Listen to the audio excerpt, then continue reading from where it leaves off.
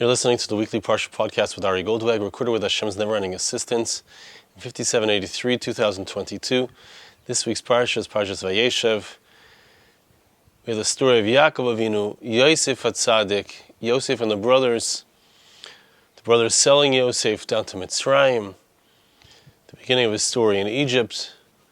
We have the story of Yehuda marrying Bas Shua, a certain wife, ending up having children from Tamar. A lot of intricate and interesting and important details of the lives of our forefathers, the Shvatim, the Shiftei Ka, the 12 tribes of the Jewish people. And there's a point at the very beginning of the story which the Medrash hints to. It hints to, and if we can discern the depth of what the Medrash is saying, we can have a very deep, important, and profound lesson for ourselves. Pasuk says, Yisrael ohav es Yosef. Yisrael, Yaakov Avinu, Jacob, loved Joseph. Right, he loved him, kiven zikunim huloi, because he was a ben zikunim, which not a simple phrase to explain. Ben zikunim literally means ben as a son. Zikunim sounds like of his old age. All of his kids were the children of his old age. Binyamin was even the final of the 12 Shvatim. So the Meforshim try to understand, what is the word ben zikunim? What does it mean that Yosef was loved by Yaakov because he was a ben zikunim? So let's read the Medrash. It says a famous idea which Rashi brings. They looked similar. Zivikunin, which means the shine of his face, was similar. Yosef looked like Yaakov.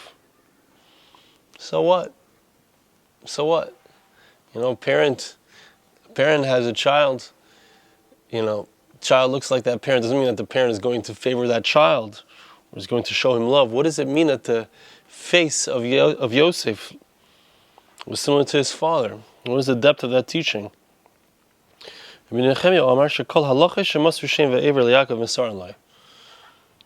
perhaps we can understand a little bit better, that the Medrash says that Yaakov had given over to his son. According to the explanations here, Zivikunim means, not Zivikunim, Ben Zikunim means he was very bright, he was very smart. Yosef was somebody who had the capacity to understand all of the spiritual teachings of his father Yaakov. Yaakov had spent years in the yeshiva of Shem Ve'ever, in the yeshiva of his father Yitzchak. And now Yaakov was giving over all of that Torah to Yosef, who obviously was precocious. He was 17 years old at this time. He was brilliant. Still, we need to understand, so what? What does it mean exactly? The other sons didn't learn. They only went out as royet sign. They were out there as shepherds. They weren't studying the Torah of Yaakov. Why did Yaakov single out Yosef? Yosef was the only smart one. None of the other brothers were smart. What's the idea? What's the ben zikunim? What is this ben zikunim of Yosef? Then the Medrash continues with another seemingly unrelated concept. Also, like pasim, the pasuk says that in recognition of his love for Yosef, or perhaps in recognition of Yosef's special status, Yaakov made for him a ksainas pasim. It's sometimes translated as a coat of many colors. But the word ksainas pasim means a ketonet, is an outer garment. Pasim are lines, are stripes. It was a striped garment. Obviously it was special, it was unique, it was only given to him.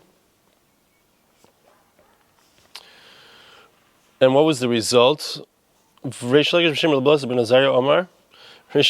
in the name of Rabbi Elazar ben Azariah teaches us like this. Person needs to be careful not to single out any of his children for preferential treatment.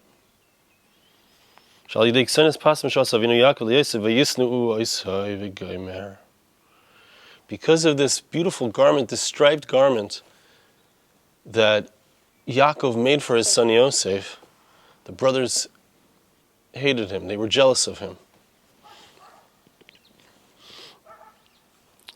We don't understand yet. We don't yet have a grasp of what's the exact purpose of this coat? What does this coat represent? Why did they hate him because of it? Is it just the simple jealousy of brothers? It's hard to explain it that way. I mean, we're talking about Yosef is 17 and he's the youngest of them. The oldest is Reuven, was probably approximately 23 at this time. We're not talking about little kids. Okay, brothers, there's competition between brothers, perhaps we could say. We have to understand on a deeper level, what is the ksenes pasim? What is this code about with lines, with stripes on it? What is the concept of lines? What is the concept of stripes? What's a pas? It's also interesting to notice, and perhaps we can have a little bit of a depth of understanding what's the idea behind it, that the word pas, the two letters of the word pas, which make up the word stripe or line, are also in the name of Yosef, right? Yosef is Yud Vav Samech Pei, the last letters of his name, which are really the root of the name Yosef. The root of the name Yosef is Saf, which means the end. Or Yosef li ben Acher, as Rachel said, I should have another child. To add on is to bring about the word Sof means ending, and in lahosif, which means to add on, it means I want to come to a greater end. I want to come to a greater end. I want my completion. Yosef represents a completion. What is the word pas? What does the word pas, which means a line, have to do with the Yosef, which means completion? And why is Yosef called completion? Why is that his name? Yosef, the one who comes to the end. So let's take a look and see. This is some very interesting explanations here in the Medrash. We're going to try to come back to all the questions that we've asked so far and try to understand everything. But the Medrash continues and talks about the pasim, the lines, the stripes. It says the Medrash, what is pasim? Why was it called a ksenes pasim? Why was it called a garment of stripes? Shoysimagaz at pas yadoy. Says the Medrash something that doesn't seem to add too much information for us. It doesn't seem to teach us anything even. It says that the stripe, the garment would reach to the pas yadoy. Pas yadoy means to his palm, to his hand. The garment, it's stretched out until his pas yadoy. What's a pas yadoy? The lines. It sounds like the lines of his hands. The lines of his hands. Right, you look at your hands, you look at the lines, there are lines on your hands. What are those lines? And what's the significance that the ksenes pasim, which is the striped garment with lines on it, reaches to the lines of his hands? What is that idea? What is the lines of the hands? What does that have to do with the clothing that he's wearing? Davar acher, another explanation, pasim. What are these lines? I said, Daka v'kala b'yosef v'tmenes v'pas yad. It says something even more difficult to understand. It says, this was a kind of garment. It was a compressible garment.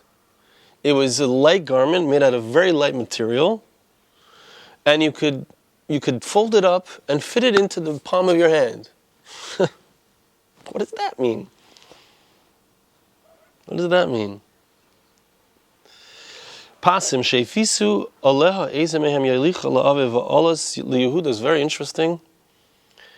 Pasim, there's something hidden in the word pasim, in the word lines, that indicates many different things. We've already seen. It gets to the lines of the hand. It gets to the line it could be crumpled up inside of into one's hand. But the third explanation here of the Medrash is that the word pas can also be milashon payis, from the language of payis. The word payis, if you live in Israel, you know what a payis is. A payis is a lottery, right? You want to win big in the lottery, there's a mifala payis. Some of the money goes to building schools. Some of the money goes to the winners of the lottery. But there's a payis. There was a payis. What was the payis? What was the lottery? And by the way, the word lottery also, payis has to do with lines, right? Because what would you do with a lottery? When you draw lots, you would take strings, equal strings, and one string would be a little bit longer. Then you would cover up the bottom of the strings, and each person would pick a different string, right? And whoever got the longer string was the winner, so to speak. That's upon whom the lot fell. So this was done when the brothers were deciding who was going to tell Yaakov Avinu about the fact that Yosef was gone. And they dipped the ksanis hapasim, interestingly, into the blood. And they brought it to Yaakov, and Yehuda said, Hakerna, do you recognize this coat?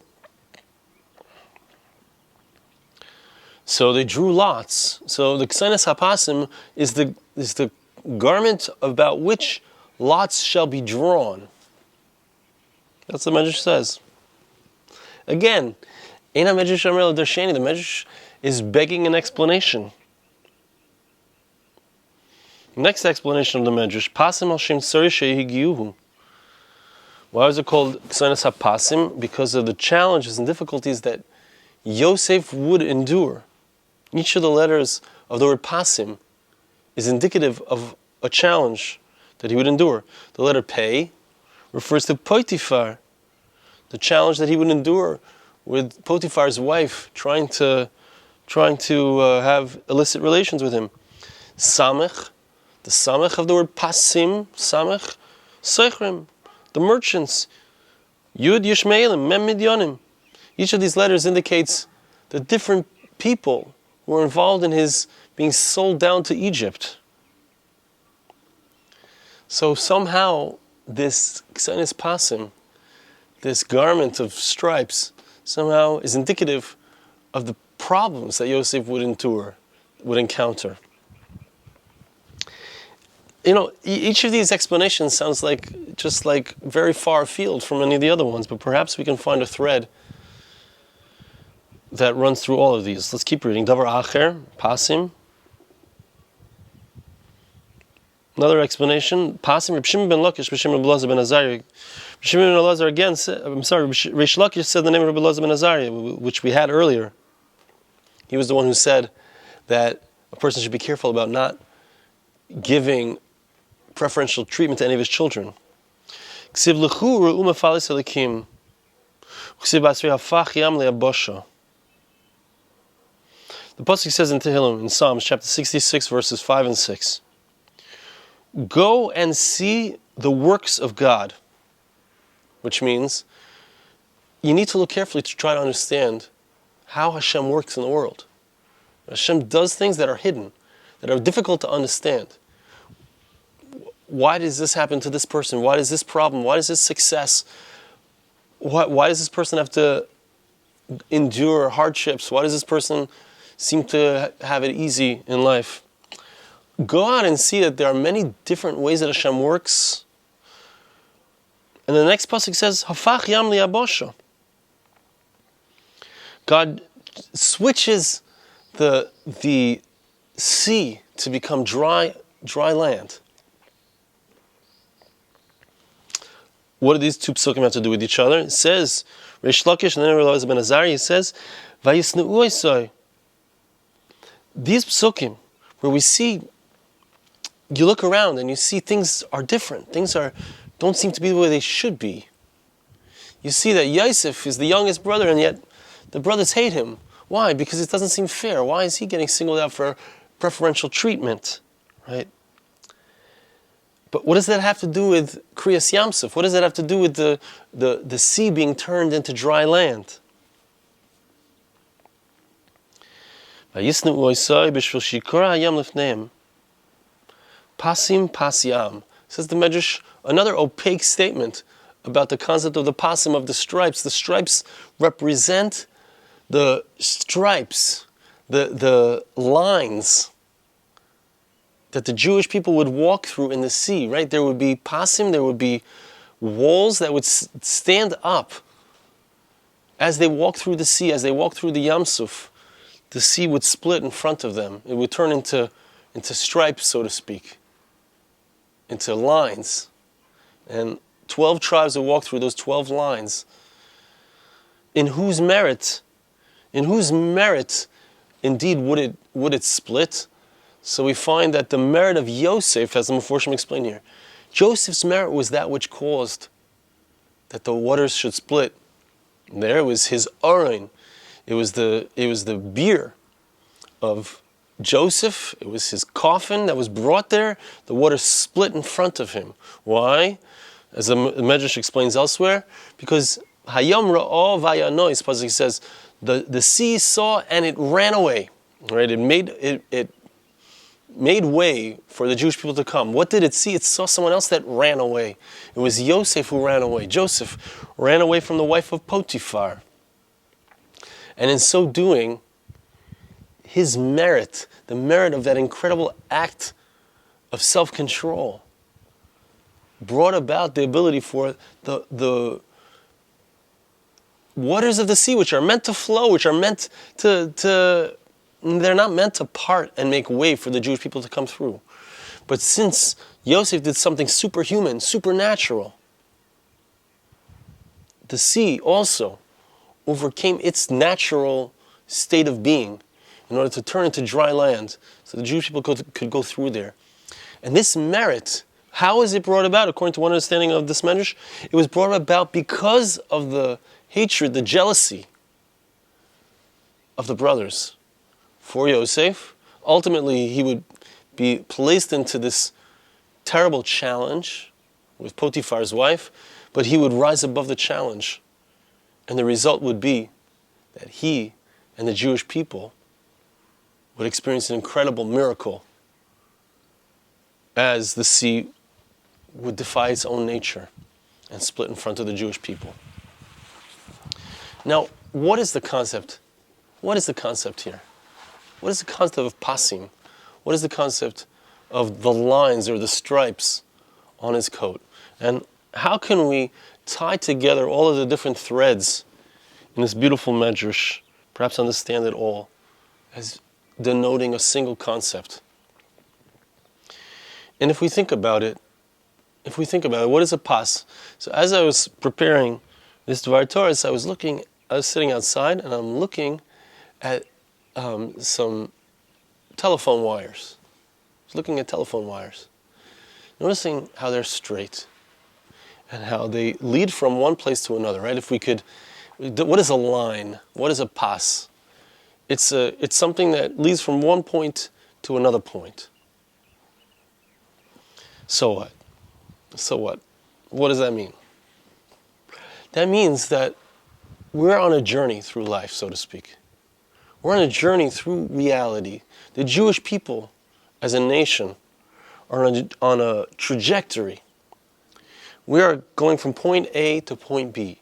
We are going from the creation of the world, as the Torah is describing for us, from the creation of the world to the end of the world, so to speak, to the Messianic age, to the moment when all of the world will recognize HaKadosh Baruch Hu, will recognize God.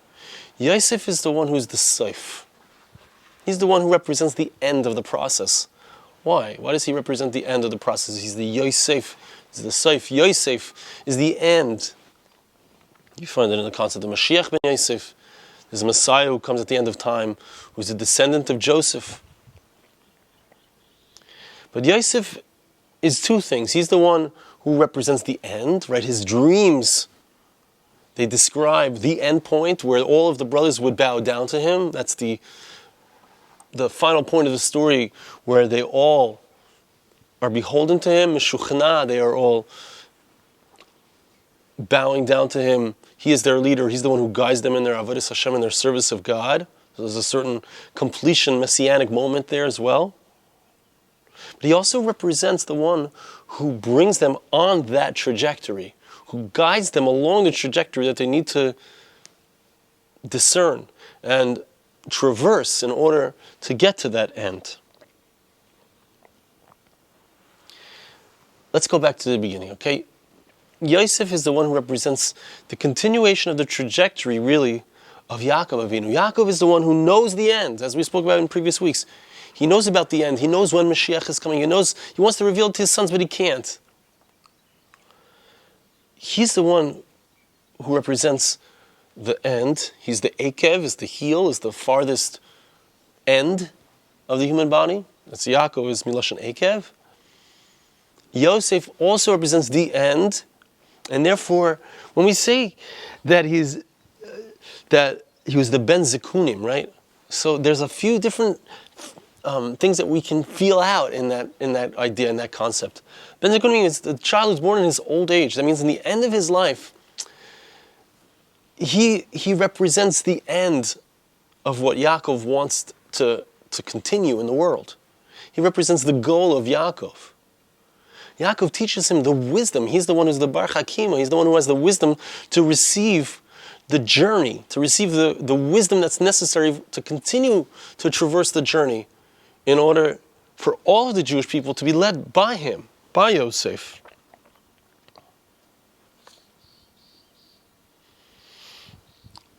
He gets a k'sainis pasim.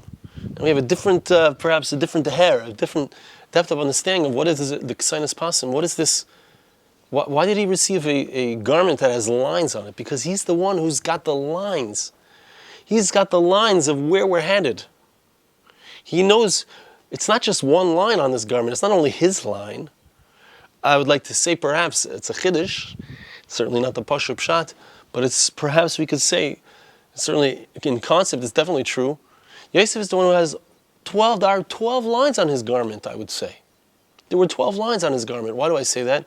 Because each of the lines on his garment represented not just his own line, the own path that he needed to traverse, but also the lines of his brothers that they also needed to traverse. Their light that was going to shine in the world, right? They were koichavim. They are stars they were the 11 stars in his dream. They had a light that they needed to shine in the world, and they needed to bow down to him in order for that light to shine properly, in order for them to know how to shine their light. And Yaakov is also in the dream as the sun and the moon. Rachel's light also shines into the world through Yosef. He's the continuation of the trajectory and the line. Now, does that create a problem? Yes, because if they don't recognize that he's the one who needs to lead them and guide them, they're not going to get on their own paths. Now let's look through this and continue on this trajectory as we understand what the rest of the Medrash is saying. Pasim shoysam agasad pasim. It says it got to the lines on his hands. That's where the garment got to. What does that mean? It's very deep. It's very beautiful, because our sages teach us that the lines on our hands represent our lifetime. They represent all of our koiches. There are certain mekubalim, great people steeped in the deeper wisdom of the Torah. They can look at your face. They can look at the lines on your hand and they can know everything about you. They can understand your tchunas hanefesh, your spiritual attributes, your ofi, your personality traits. And they can guide you to where you need to go because they can look at the lines on your hands and see what your trajectory is. This garment got down to the lines of the hands means that that's what the essence of what this garment represented, that Yosef was that person who could look at each one and say who they are and what their trajectory is. But Yosef is the one who continues the trajectory of the Jewish people and helps facilitate that trajectory. This is really the same concept. It was a very light garment that could be folded up and put into the palm of your hand, which means that on the lines of your hand you have the information for all of your entire life, just like the DNA that's in every cell of your body has the information for your entire body. This coat represented what Yosef was, who Yosef was. He was someone who had a deep insight into each individual within Klal Yisrael. He knew how to lead them. The information was all embedded within him, how they each needed to go, what their trajectory personally was, each one of them.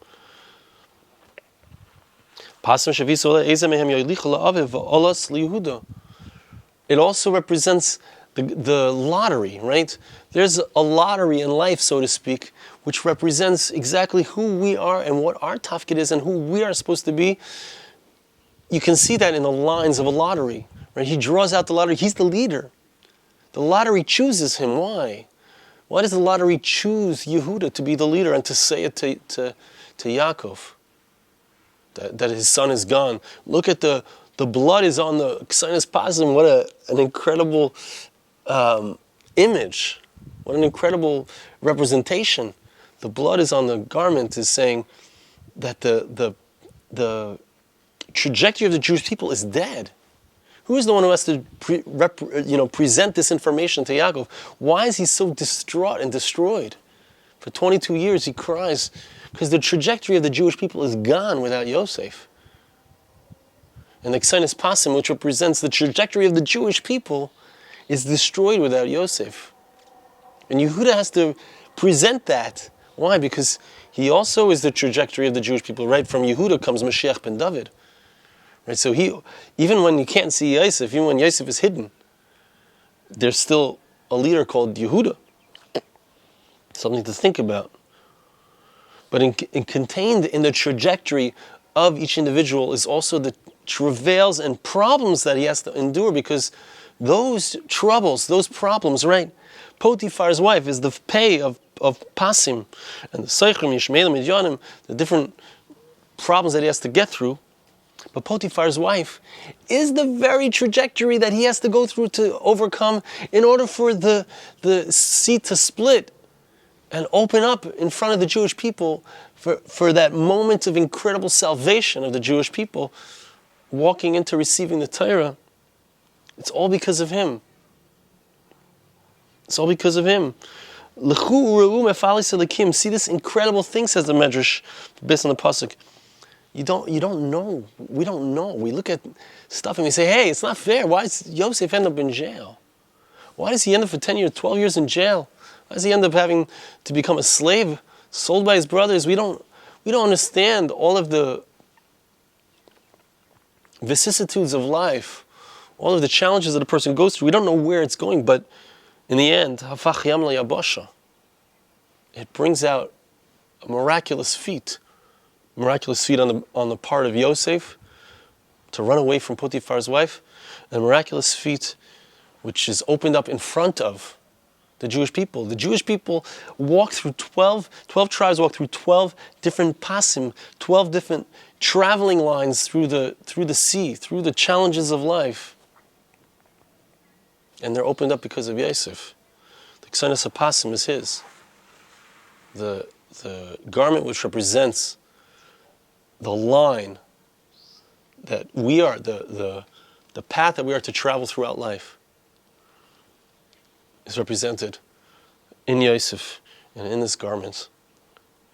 I want to bless you, ask you to bless me. Hashem should help us that we should be able to see the line of the Jewish people. We should see our place on that line. We should see where we need to travel. And we should see that the troubles and travails that we go through are part of where we need to get to. We won't always know about it at the time, but we'll see it much more in hindsight. Yosef is the one who sees at the end. Hashem should help us that we should see the Mashiach from Yosef. We should see the Mashiach from Yehuda, which really means that we should be able to see the culmination of Hashem's plan for each and every one of us individually and for the entire Jewish people and the entire world. Thank you so much for listening. Have a wonderful Shabbos. This podcast was made possible through the gracious donations of listeners like you. For more podcasts like this, please visit www.arigoldwag.com or search on iTunes Ari Goldwag.